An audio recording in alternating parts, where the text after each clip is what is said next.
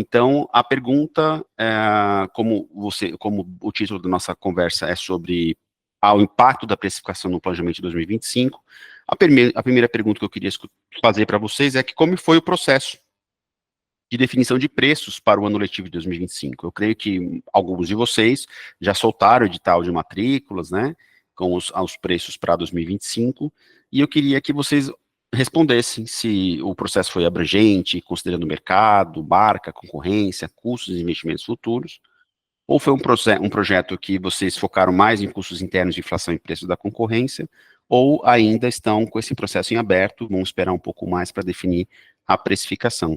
Queria que vocês me ajudassem a responder isso, se vocês puderem clicar, né? Apareceu uma mensagenzinha para vocês, só vocês clicarem nela que vai abrir uma enquete, tá? Se vocês puderem ir votando, eu vou dar um minutinho para vocês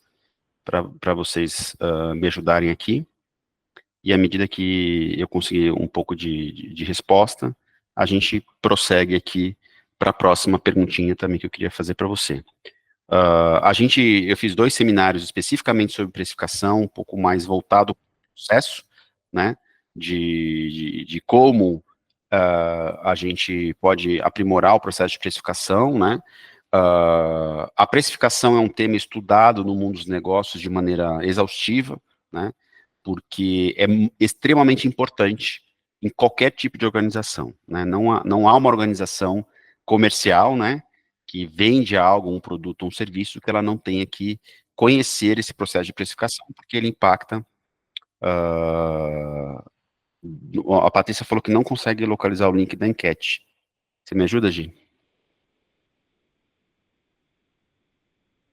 Enfim, então, a precificação realmente é algo muito, muito, muito importante.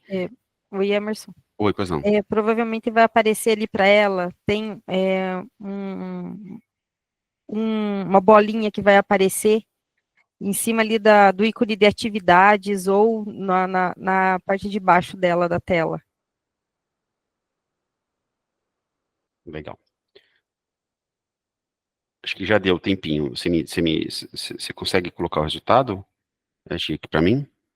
Teve 2 votos e ele já está aparecendo aqui para todos, Emerson. Já? Já está aparecendo para todo mundo aqui.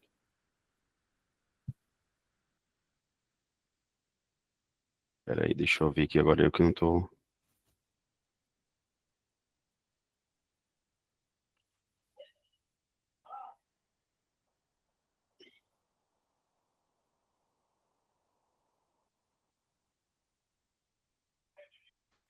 Tá. Para mim não apareceu. Então eu vou contar aqui. Tá, deixa eu ver aqui, acho que eu tenho que voltar primeiro, que eu não queria estragar a surpresa, né? Acho que eu tenho que voltar para ter acesso ao resultado, né? Eu vou contar aqui, então, como foi o resultado. Então, a gente teve 2 votos e teve, né, automaticamente ali, teve um empate entre as opções 1 e 2. Tá, ótimo. Maravilha. Então, vamos para a próxima conversa aqui.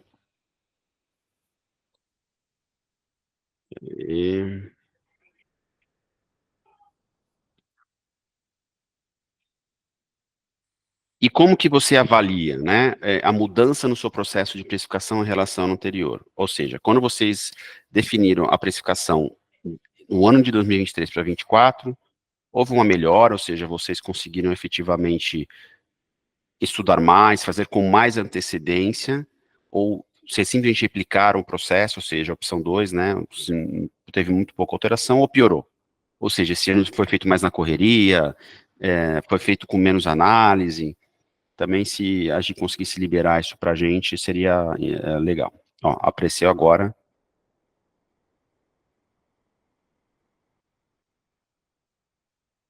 Ah, agora já aparece para mim os resultados.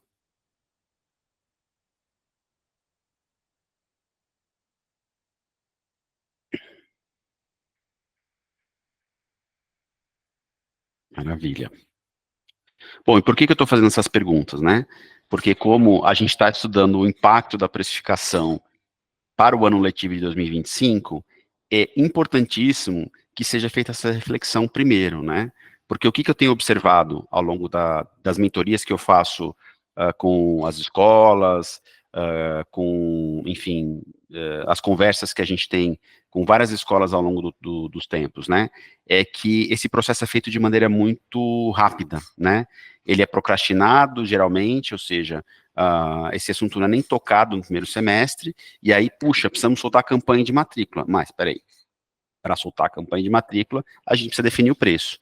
E aí, via de regra, o que as escolas geralmente fazem, tá, obviamente pode ser que não seja a sua realidade, mas a gente tem observado isso com alguma frequência. Liga, checa como é que a concorrência tem precificado, usa aquelas pesquisas que geralmente os Cineps mandam, olha, geralmente as escolas vão precificar entre 8% e 10%, e você aí opta por essa range, dessa faixa aí de aumento de tabela de preço, né? Então, o que eu quis tratar nesse seminário de precificação é que existem técnicas, existem modelos de precificação que precisam ser observados pelas escolas, né? Isso é muito importante, para que as escolas consigam entender que dentro da escola você pode utilizar diversos modelos de precificação e que isso pode afetar positivamente a sua receita líquida e, por consequência, a sua rentabilidade. Então, hoje, obviamente, eu não vou gastar o nosso tempo falando sobre a metodologia de precificação em si, mas eu vou trazer um pouco, a partir do momento que já se tem o preço definido para 2025, como é que a gente precisa se preparar para esse ano, né? Então, eu montei aqui um resumo rápido de o que eu chamo de modelo de estrutura de precificação, né? Então, a gente tem aí vários componentes dentro desse modelo. Então, eu dividi, nesse quadro, você tem o preço de 2025 e os descontos. Por que eu coloco desconto? Porque ele é uma alavanca importante do preço, né? Porque quando a gente define a precificação para o ano subsequente, a gente também tem que fazer uma reflexão acerca dos descontos, porque eles são uma alavanca importante no ticket médio, né? Esse a gente não tem a desculpa, porque é uma escola, né? O pai pode reclamar, porque a tabela de preço teve um aumento, ele pode até questionar no PROCON, mas em relação à política de descontos, é um direito da escola conceder ou não. A escola não é obrigada a dar desconto, né? Ela tem sim prestar conta lá quando alguém vem aí bater na porta da sua escola e fala assim, nossa, eu quero ver sua planilha de custos. Você tem essa obrigação, né? Mas do ponto de vista da política de descontos, eu insisto que essa sim é uma definição exclusiva da escola. E você tem dois fatores que pressionam esse preço, né?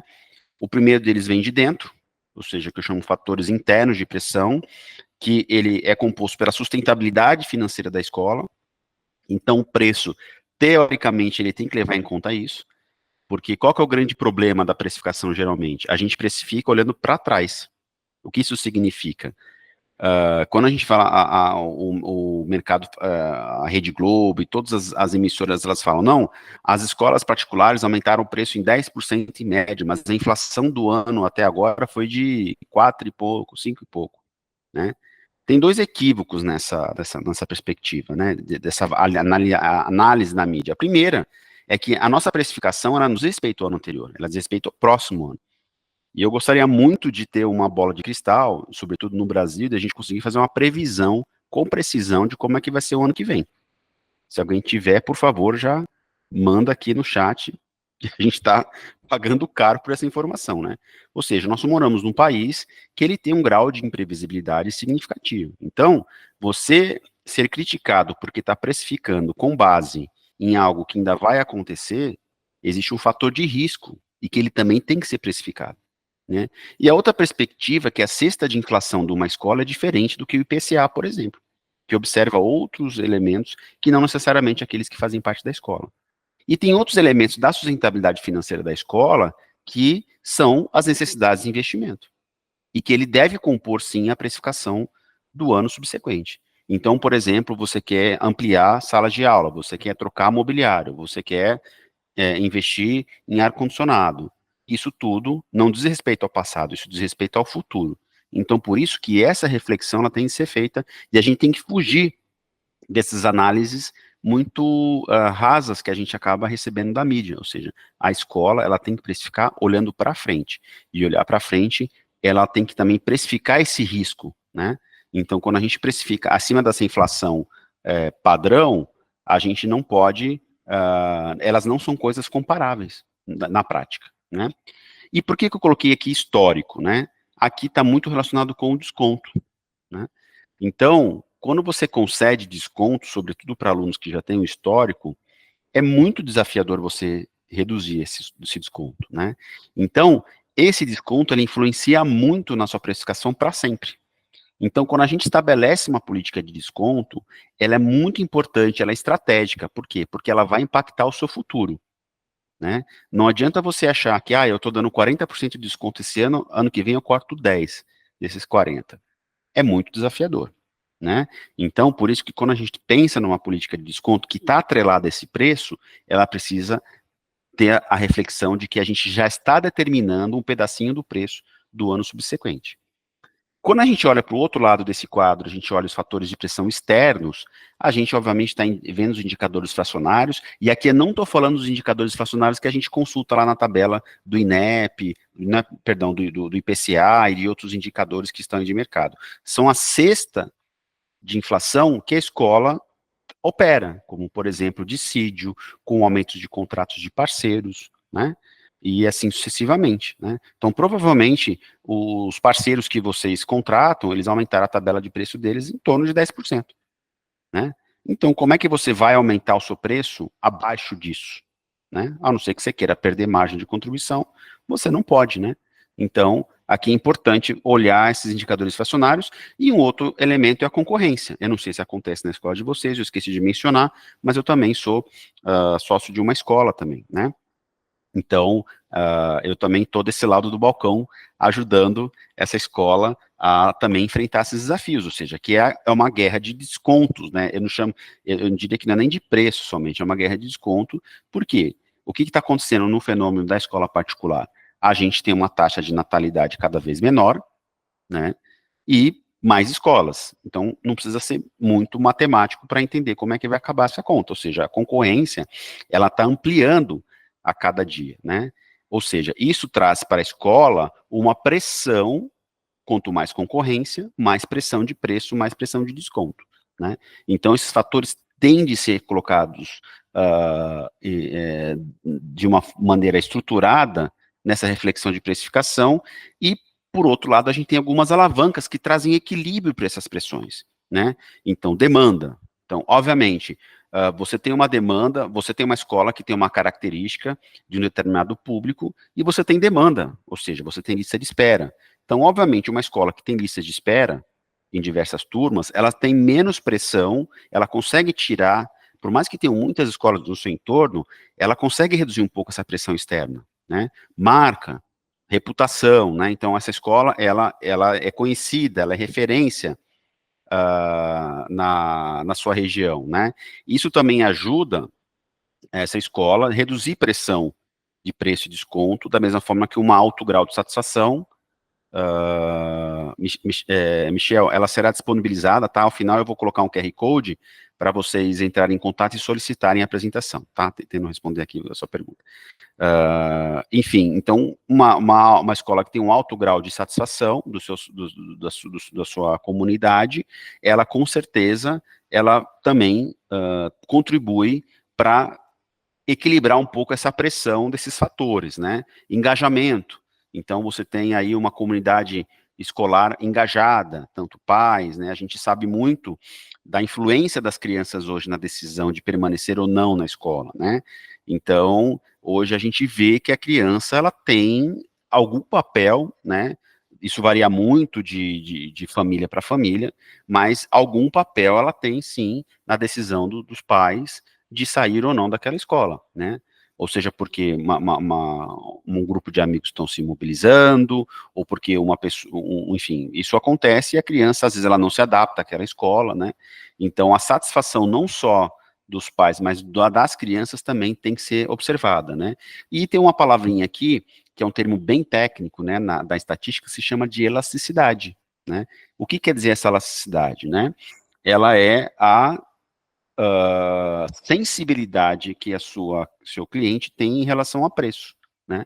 Portanto, tem algumas praças, algumas localidades que a disputa ela é muito acirrada porque esse cliente é extremamente sensível a preço, ou seja, qualquer variação de preço em relação à concorrência, ele migra, né? Então, isso em algumas indústrias é muito evidente, né? Outras menos. Serviço é um pouco mais complicado, porque tem muitas variáveis que não só preço que influenciam na decisão, mas toda indústria tem um grau de elasticidade de preço, ok? Então, aqui só estou resgatando esse conceito de precificação, porque ele vai ajudar a gente a navegar um pouco nessa reflexão que eu vou trazer aqui para vocês também breve, tá? Enfim, como é que a gente poderia traduzir, então, essa equação de preço de uma forma, talvez, matemática? Não sei se tem professores de matemática aqui, talvez eles gostem mais do que os professores de língua portuguesa aqui, desse meu quadro, mas ele é muito didático no sentido de que, olha como existe uma tecnicidade que talvez a gente não olhe para esse processo de precificação, né? Mas você pode me perguntar, mas Emerson, eu já defini a minha precificação. Eu falo assim, não, mas esse quadro ele é útil para você. Por quê? Porque tem uma variável lá embaixo que chama desconto, né? Então, tentando aqui decifrar um pouco essa fórmula. Então, esse preço de 2025, que ou foi definido ou está por ser definido, então, se você não definiu ainda, você tem uma oportunidade de, talvez, aprimorar um pouquinho a sua reflexão, ela é uma função, né, do preço do ano passado, por isso, a importância da precificação, porque ela não impacta só o ano atual, ela impacta os anos futuros, né, mais o efeito concorrência, né, ou seja, mais concorrência, mais pressão, menos concorrência, menos pressão, a inflação, porque ela é um parâmetro, né, que é utilizado, ela também é uma forma de pressionar, poxa, a inflação foi 4,5, 4,3, depende da composição que você fizer. Por que você está aumentando 10%? Então tem essa pressão, embora ela não seja real, né, essa inflação ela não pode ser comparada com aquilo que é a nossa prática, mas do ponto de vista de percepção, ela é importante. Custos internos, obviamente, né, pressão de custos internos, a satisfação, né, então aqui, mas Emerson, o que a satisfação tem a ver com a precificação? Tem muito a ver, né, você vai numa loja, você é super bem tratado, a sua pré-disponibilidade a consumir mais, a ser mais leniente com a precificação é maior do que você for numa loja e ser maltratado. Na escola não é diferente. Quando você tem um ambiente propício de satisfação, o pai, isso entra na conta, né? Porque quando o pai decide trocar de escola, ele faz uma conta um pouco não assim tão estruturada, como eu estou mostrando aqui para vocês, mas existe um custo que ele leva em consideração de mudança. Toda mudança tem um custo emocional, financeiro, não importa. Então, essa satisfação, ela pondera esse custo, marca, como eu falei para vocês, nível de serviço, demanda e elasticidade. E o preço líquido, que no final de contas é o que importa, né, que é esse preço de 2025 menos o desconto. E por que esse descontinho aí, ele está circulado? Porque é um ponto que vale discutir, embora você tenha definido sua precificação, você ainda tem a possibilidade, porque os descontos, eles vão sendo, né, discutido com as famílias, à medida que elas vão fechando a matrícula ou a rematrícula, né? Então, o desconto, ele é uma alavanca para corrigir um pouco se a sua precificação está imperfeita. Então, eu tenho visto diversas maneiras de dar desconto desestruturadas no mercado, né?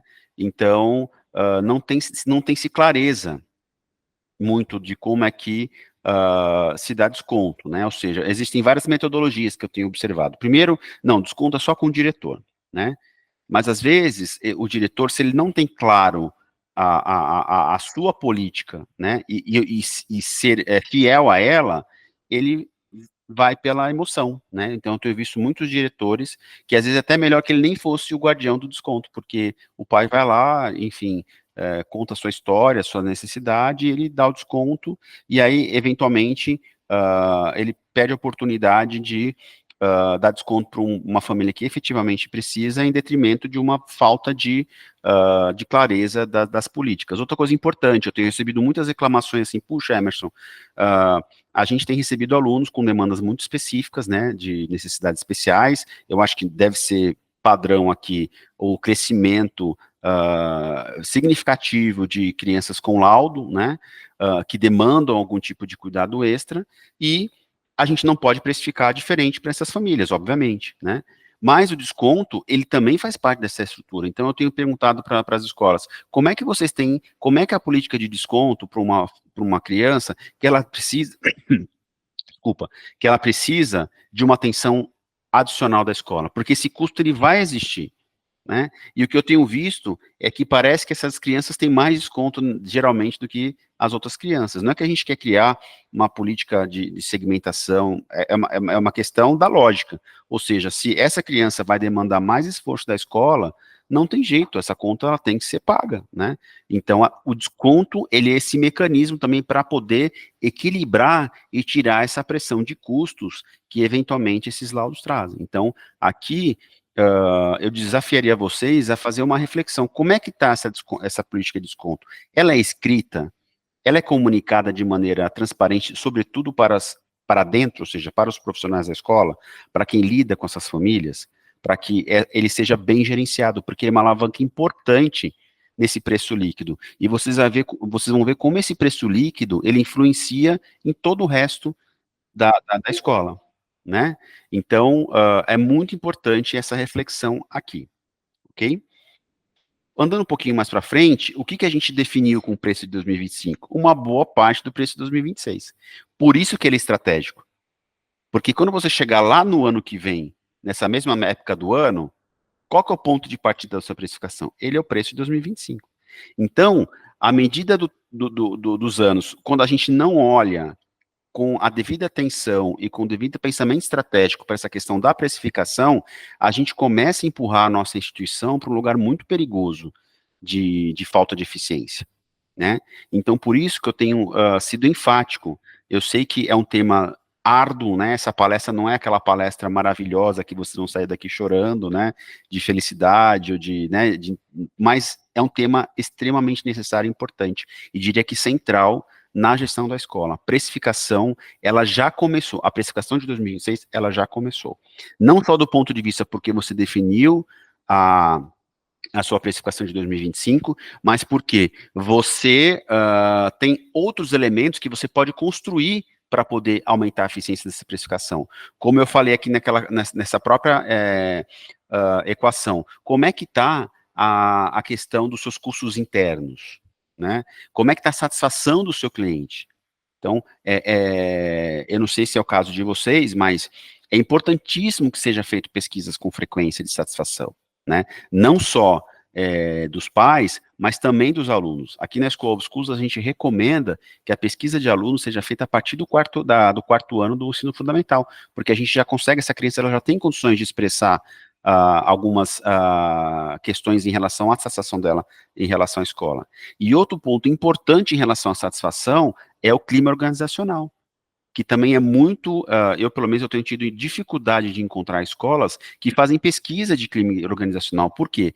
Porque se o clima organizacional não está adequado, ele tem alguns desafios para serem endereçados, e o gestor ele não consegue verificar isso porque ele não faz a pesquisa, isso influencia, obviamente, a prestação do serviço, né? Isso influencia como o pai enxerga a escola. Então, essa comunidade escolar, ela tem que estar bem azeitada no sentido de satisfação, de clima, né? Porque isso cria um ciclo virtuoso ou um ciclo vicioso, né? A questão do nível de serviço, né? Então, a gente cumpre aquilo que a gente promete, né? A gente consegue identificar demandas, né? Então, por exemplo, o ensino, tem algumas escolas que querem lançar novas ofertas, né, de produtos, como, por exemplo, eu chamo de produto, gente, não como uma forma pejorativa, né, mas como uma oferta, né, para essa família poder usufruir dos nossos serviços, né. Então, por exemplo, o ensino de tempo integral, né. Então, a gente fez uma pesquisa, esse é um caso real, né, na escola, onde a gente descobriu uma demanda enorme de pais que querem educação em tempo integral, né? Isso não era uma necessidade há alguns anos atrás, mas hoje virou, né? E aí, o que aconteceu? Como a gente fez essa pesquisa um pouquinho tardiamente, a gente não conseguiu implantar por uma questão burocrática, que, obviamente, todos nós enfrentamos em relação às secretarias de educação, etc. e tal. Então, por isso que é importante esse mapeamento com antecedência, para que você, se você quer lançar esse produto no próximo ano letivo, você tenha condições, inclusive, burocráticas de fazê-lo, né? Então, a notícia é, você já definiu uma parte do seu preço de 2026, cuidado, né? E aqui eu vou entrar, propriamente dito, em alguns indicadores, e a gente vai navegar bastante nesses indicadores, que a gente tem que olhar com profundidade, tá? Às vezes eu me pergunto, Emerson, mas esses indicadores são tão básicos, mas uma coisa eu aprendi, o básico às vezes não é tão óbvio, né? Então eu quero já pedir desculpa para vocês que têm um conhecimento mais avançado da área financeira, né? Mas aqueles que eu tenho certeza, e pelas minhas experiências com escolas, a gente tem oportunidades aí de aprendizado nessa área. Então, quais são os indicadores básicos que eu considero na escola, né? E eu coloquei propositadamente uma imagem de um escudo ao lado. Por quê? Porque para dar a metáfora de que nós temos que defender esses indicadores, né? O primeiro deles é a receita líquida, né? Então, a receita líquida, como é que você defende essa receita líquida, né? Eu vou entrar com vocês em cada estratégia específica de cada um desses indicadores, mas o gestor, ele tem que olhar essa receita líquida de uma maneira muito frequente e com muito detalhe, ele tem que ter esse número à mão, né? O segundo deles é a margem de contribuição, né? Talvez a receita líquida seja mais óbvia para vocês. A margem de contribuição, mas o que é isso, Emerson? Como é que calcula isso, né? Aqui eu vou dar algumas reflexões. Por que a margem de contribuição é importante? Porque ela é seu segundo flanco, né, de batalha. Você também tem que defendê-la. E existem formas diferentes de defender cada um desses escudos, né? E o terceiro que eu estou mencionando aqui é o que eu chamo de EBITDA, né? Que eu estou insistindo nessa terminologia, que é uma palavra em inglês, que em português seria lagida, que quer dizer o quê? Lucro antes dos impostos, né? De depreciação e amortização, né? É a capacidade, o que quer dizer esse EBITDA, né? É a capacidade da empresa, da instituição, pagar as suas despesas operacionais, né, e, obviamente, o que sobrar dessas despesas operacionais, e se for positivo, é sinal que a operação da empresa, ela é competente o suficientemente para se autossustentar, ou seja, ela não precisa de recursos adicionais, né. Então, esse é o conceito importante, né, e esse é um conceito de mercado. E por que ele é importante? Porque eu consigo trazer para vocês alguns referenciais, e a gente vai discutir um pouco esses referenciais ao longo da nossa conversa, né, para que vocês possam se situar, porque eles são indicadores comparáveis, mesmo de escolas diferentes, né. Evoluindo um pouco mais, eu vou fazer mais uma perguntinha aqui, eu queria muito que vocês me ajudassem, né, se você conhece, até para eu poder entender um pouco o nível para eu poder direcionar se eu aprofundo mais ou menos, se você conhece efetivamente, com profundidade, esses três indicadores que eu mostrei para vocês, né, eu queria entender se isso para vocês é uma novidade, ou se vocês conhecem, não vale conheço mais ou menos, ou você conhece com profundidade, ou você não conhece com profundidade, né, ou seja, se você já ouviu falar, mas não conhece com profundidade, então coloca como não. Se você não, Emerson, eu sou expert nisso, eu conheço isso de trás para frente, então coloca como sim. Vocês me respondem isso em 2 minutinhos?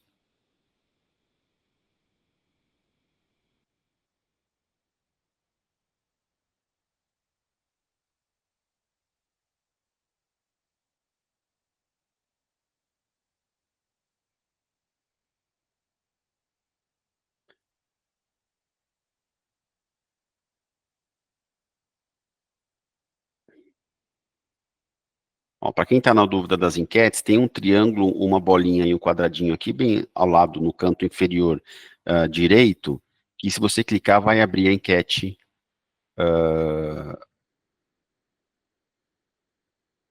para vocês votarem.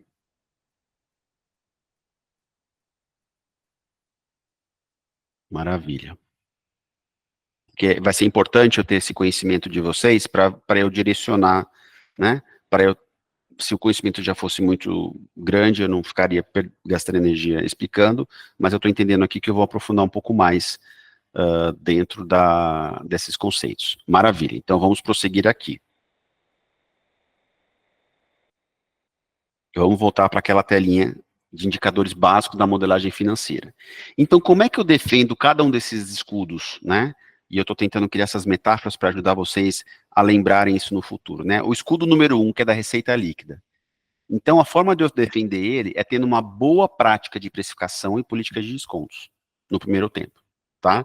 Ou seja, aqui, se eu acertar a mão na minha precificação, né, existe um termo no mercado que se chama assim, deixar dinheiro na mesa, né, ou seja, quando eu sou ineficiente na precificação, ou seja, eu precifico errado, por que eu deixo dinheiro na mesa? Por quê? Eu estou cobrando menos do que eu deveria, então eu tinha um espaço de cobrar mais de uma maneira justa, né? E não consegui ter a capacidade de perceber isso, ou eu estou cobrando mais do que eu deveria. E qual é o impacto disso? Eu tenho queda de volume, ou seja, eu perco alunos por conta disso. Então, quando eu erro na precificação, ela é muito cruel, porque se eu erro para baixo, eu tenho um déficit, né? De receita, de eficiência, o que vai dificultar mais a minha vida nos dois outros escudos, ou se eu cobro muito além, eu tenho um desafio de mercado. Por quê? Porque eu vou me disposicionar. E aquela palavrinha de elasticidade, ela entra em ação. E aí você perde para a concorrência porque você não acertou nessa elasticidade de preço. Né? O segundo elemento que ajuda a gente a defender esse escudo da receita líquida é a gestão tributária. Né? Então, a gente precisa de ter um bom apoio, né, contábil, e aí eu sempre falo dos contadores, né, que a gente precisa ter uma conversa crítica com os contadores, né. Esse é um apelo que eu faço a vocês, porque muitas vezes a gente delega para o contador uma missão e ele não faz, né. O contador, ele não pode ser só um emissor de guias, ele tem que ajudar vocês a construir cenários, né? Ou seja, tem algumas escolas que elas estão no Simples, mas elas já estão num patamar de tributação que não é mais interessante estar no Simples. Tem escolas que ainda hoje comercializam o material didático dentro do valor do serviço e pagam tributos que o material didático seria imunes, né? Então, PIS, COFINS, dentro de material didático eles não têm, e se você embute isso de uma forma equivocada, você fica pagando de maneira inadequada. Então, tem várias estruturas de gestão tributária, né? Depende, obviamente, do tamanho da escola, e você tem que saber se você está encaixado dentro do regime tributário adequado, e se a prática, né, que você utiliza, se é por competência, se é regime de caixa, ela realmente, ela atende a sua demanda e está no limite ótimo, né, ou seja, a gente também, da mesma forma como se a gente erra a mão na precificação, se a gente erra a mão na tributação, né, para baixo você cria um passivo fiscal que virá, porque se tem uma coisa que funciona nesse Brasil, é a Receita e seus órgãos fiscalizadores, né? E se você errar para cima, eu acho que a nossa carga tributária já é grande o suficiente, eu acho que você não precisa ficar doando desnecessariamente recursos para o governo, né? Então, por isso que é importante você ter esse olhar também, essa discussão, e se perguntar sempre, tá? Eu estou, sempre se questione, né? Até porque isso pode variar de um ano para outro de maneira significativa. Este ano, eu vou mudar de patamar de taxação de impostos, né? Por isso que é importante, quando você montar o seu planejamento para frente, você fazer um planejamento detalhado e trocar com o seu contador, olha, nessa perspectiva de receita, o que vai acontecer com os impostos que eu pago, ok? Vou dar um exemplo prático, tá? Só aqui, porque a gestão tributária, às vezes, as pessoas acham que não dá para fazer muita coisa. Vou dar um exemplo limítrofe, tá? Então, a sua escola, ela está num processo desafiador financeiro. Então, ela, por algum motivo, algum investimento, a pandemia, ela levou muitas escolas para essa situação, ou de um prejuízo naquele ano fiscal, ou de uma recuperação judicial, né? Então, o que você tem que administrar? Eventualmente, dependendo da questão de lucratividade da sua escola, talvez compensem para um regime de lucro real, enfim, tudo isso tem que ser discutido com o seu contador, tá? O outro escudo é a margem de contribuição, tá? Eu vou explicar um pouquinho mais tecnicamente como é que se calcula essa margem de contribuição, mas o que você consegue, que tipo de estratégia você utiliza para defender essa margem de contribuição? Primeiro, a otimização das turmas, né, que é um desafio, né, por incrível que pareça, a gente tem muita ineficiência na média, né, tem muito gestor que ele olha a rentabilidade, ele até olha esse indicador de custo de turma de uma maneira consolidada, que é um equívoco, essa análise tem que ser feita série a série, turma a turma, né? Então, eu tenho vários exemplos para citar para vocês, de que na média parece que a margem está ok, mas quando você olha uma ou duas turmas que você ousou, né? Então, por exemplo, puxa, a gente conseguiu captar, mas a gente tem, vamos supor que a sua capacidade de turma do ano de quinto ano do ensino fundamental seja de 30 alunos, por hipótese, tá? E aí você, na sua campanha de matrículas, conseguiu, entre rematrículas e captação, você chegou em 40 alunos. Então, o que você, poxa, você cresceu, então você vai abrir a segunda turma, você vai colocar 20 alunos numa e 20 alunos noutra. Você pode estar incorrendo no risco de ter menor rentabilidade do que você tivesse só 30 alunos, tá? Então, cuidado com essas decisões, porque isso pode afetar diretamente a sua rentabilidade, e se você olha isso na média, isso pode se diluir, e você perde rentabilidade na média e não consegue ter a visualização de por que isso acontece. Então, a rentabilidade ela tem que ser olhada turma a turma, né? Outro item importante são a gestão de portfólios complementares, que foi o que eu falei no começo. Como é que, poxa, eu estou com um desafio grande de, por exemplo, vamos supor que você tenha uma prática de desconto aí histórica muito agressiva e você está com muita dificuldade de reduzir esse desconto, tá? Que pode acontecer isso, e eu conheço algumas escolas que têm esse desafio. Como é que eu mitigo isso? Vamos pensar em produtos alternativos, né? Será que a gente pode considerar que, se eu tenho um conhecimento sistemático das demandas das minhas famílias, ou seja, eu pesquiso elas com frequência, eu estou próximo delas, poxa, há uma oportunidade de ofertar algo adicional? Né? Então isso pode, e esse algo adicional, aí você, obviamente, não vai operar com nível de desconto tão agressivo quanto você opera nos demais. Isso pode trazer um equilíbrio para a sua margem de contribuição. Então, essas estratégias, elas têm que ser pensadas com muita antecedência. Não adianta você pensar nessa estratégia no mês de julho e agosto, porque você não tem tempo hábil de implementar isso. Então, por que eu tenho provocado vocês que o impacto da precificação para o planejamento 2025? Porque esses produtos novos complementares, eles têm que ser começados a ser pensados e planejados no início do ano. Então, é um equívoco achar que a gente só vai falar desse assunto no segundo semestre. Não, a gente tem que começar a falar desse assunto no primeiro semestre, para que haja condições tanto burocráticas, como do ponto de vista até de verificar se tem adesão ou não, testar com as famílias, né? Então, por isso que dentro desse escudo 2, você tem essas duas alavancas que podem te ajudar a defender a sua margem de contribuição. E, por fim, o tal do EBITDA ou Lagida, que é o que acontece? Se você falhou na primeira, se você falhou na segunda, a terceira é que dói mais para fazer. Por quê? Porque é cortar na carne custos operacionais da escola. Então, você vai sacrificar aquela reforma que você precisa fazer, você vai ter que otimizar um pouco a sua limpeza, talvez a escola, você vai ter que reduzir turno de limpeza, você vai ter que começar a cortar marketing, enfim, elementos que vão trazer desafios para vocês no próximo ano, porque esses podem provavelmente impactar na satisfação das famílias.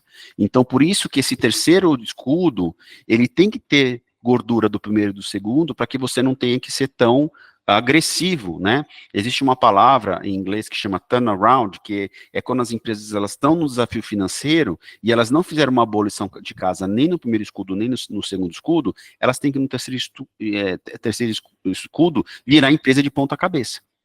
Né? Então isso é muito desafiador. Não sei se vocês já verificaram, por exemplo, isso acontece muito em escolas que são compradas, né? Então,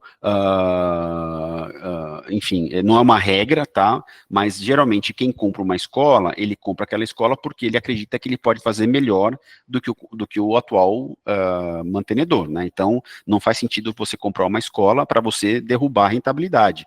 Não, você compra uma escola porque esse investimento que você está fazendo, né, se você é uma pessoa que tem o mínimo de conhecimento da área, você vai conseguir otimizar essa estrutura e vai conseguir ter retorno do seu investimento, né? Então, o que acontece via de regra, né? Há como quando você compra a escola, geralmente o primeiro escudo e o segundo escudo já foram definidos, então só sobra para o parceiro, para o adquirente, né? No primeiro momento, olhar o terceiro escudo. E aí que vem aqueles cortes malucos, que você olha e isso gera um trauma na comunidade escolar, né? Então, para a gente evitar isso, a gente tem que trabalhar muito bem esse primeiro e esse segundo escudo, né? Vocês vão ver bastante essa carinha desse slide, tá? Eu já estou caminhando aqui para o encerramento, para não cansar muito vocês, mas Vamos lá.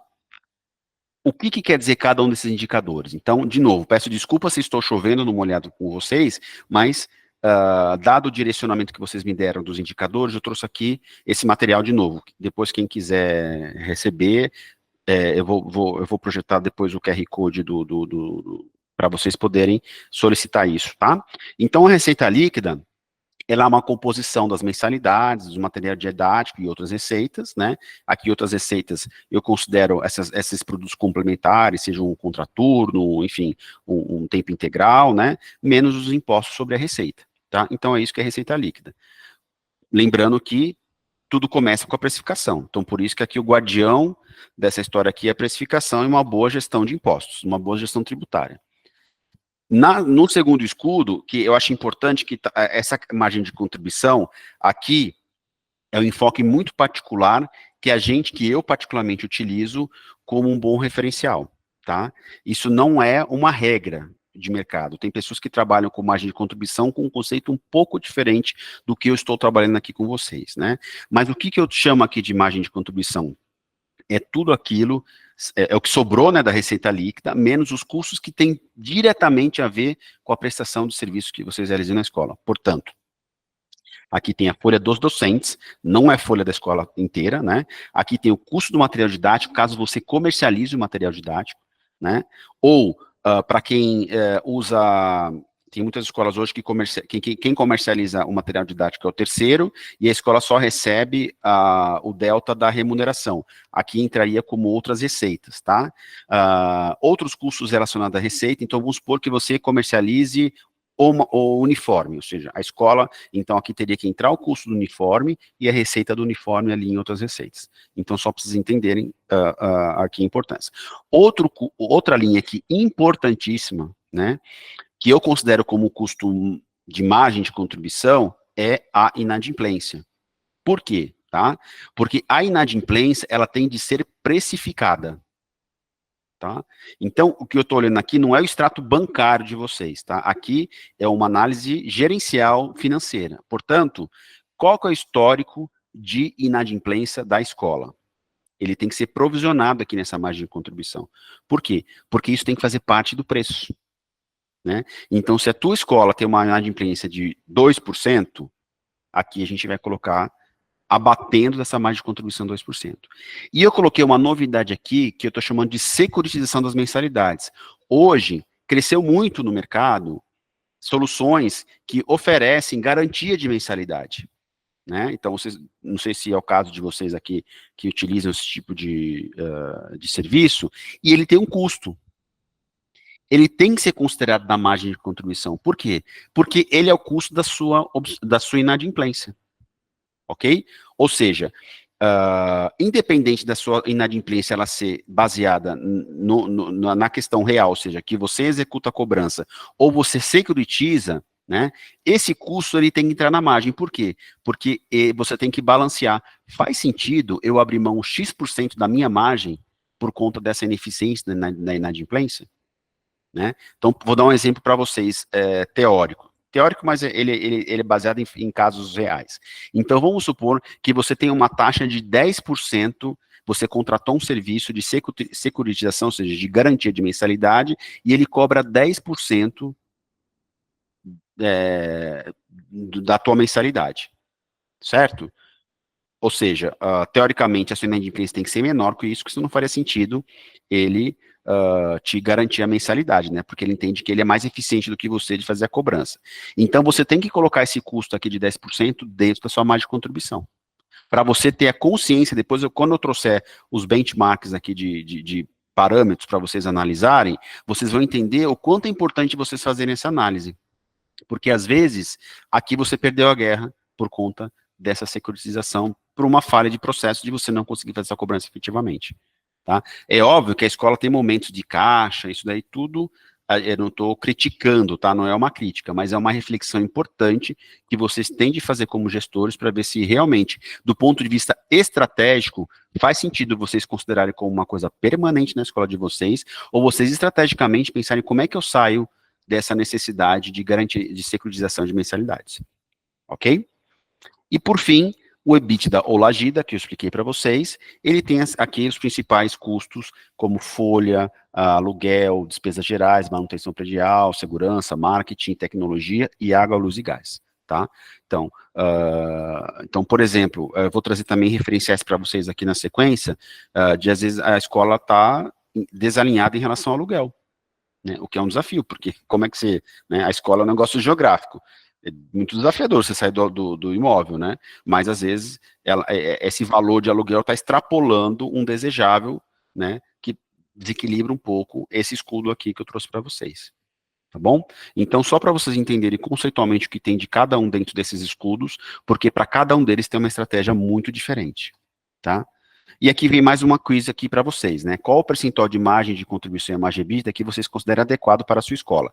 Nós vamos fazer essa pergunta em duas etapas. A primeira, vocês vão responder só em relação à margem de contribuição, tá? Aqui tem uma pegadinha. Mas eu queria que vocês me respondessem. Dentro desses percentuais que nós colocamos aqui, qual que vocês acham adequado da margem de contribuição, que é o escudo número 2, tá?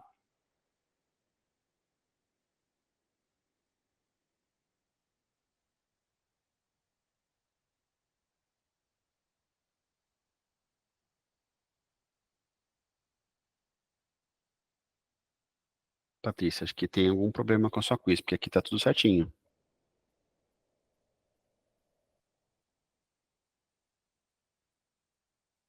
Pode votar sem medo, gente, não tem problema.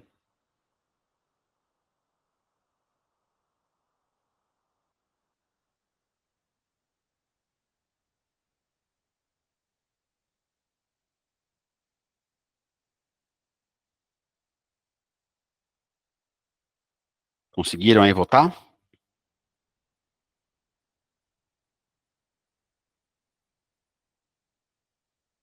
Bom, agora a gente vai fazer a mesma reflexão em relação ao EBITDA, margem EBITDA, tá? Que é o terceiro escudo, lembra?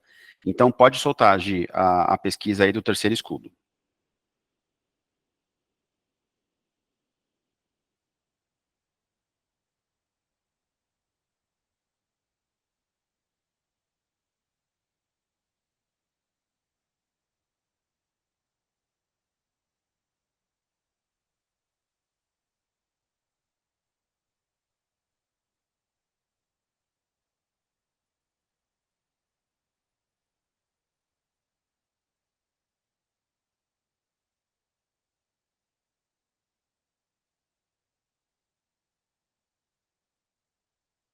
Bom,